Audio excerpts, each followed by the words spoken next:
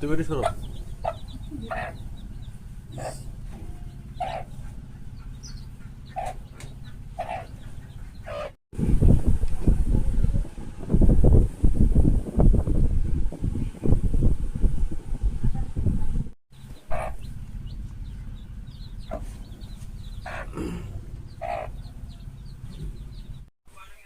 দুজন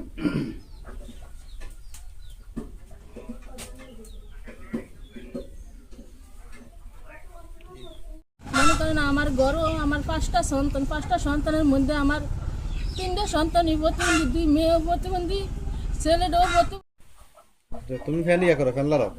আসসালামু আলাইকুম। তো ভেতরে আইতে ভাই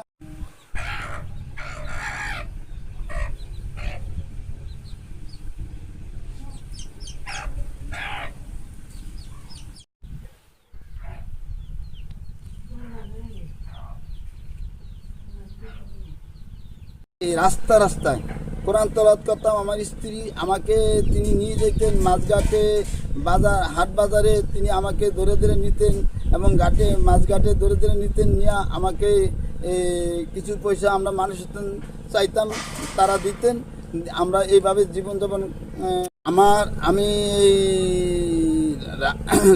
রাস্তার কিনারায়, নদীর কিনারে এখন আমি থাকি। আমার 3টি গরু ছিল, দুইটি গরু ছিল আমার। আমি মাথা পাগল হয়ে গেছি। আমি মাথা পাগল হইয়া আমি এই ঘর থেকে আমি কোথাও যাইতে পারি না। বিভিন্ন আমি কোরআন তেলাওয়াত করতাম রাস্তার আনাইছে কানাইছে বসিয়া হাঁটিয়া কোরআন তেলাওয়াত করতাম, গজল গাইতাম। এখন আমি সেটা পারছি না। আমার এই গরু 2টা নেওয়ার বাদে আমি এই মাথা পাগল হয়ে গেছি। এই জন্য এদিকে কে কর মা গো, আজ 2 দিন আমরা বাচ্চারা ভাত খাইতে পারি না। এই তোরাতুরি নোয়াখালী তো নেই বন্যা দিয়া ওই জমজঙ্গের নুরালাই মা টলা দিয়া তুই যে রাইছি আয়া বাজার তোরে চাল লইছি লইয়া তুই যে এই আইনা ফুলানের ভাত খাইছি মতন একটুও বেউস হয়ে পড়ছে। আমার এই ছোট ফুলান লই আমি অনেক দুঃখে কষ্টে মনে করেন সাগরে বাসি, মানুষের তো অনেক হাত পেটটা খুঁজি।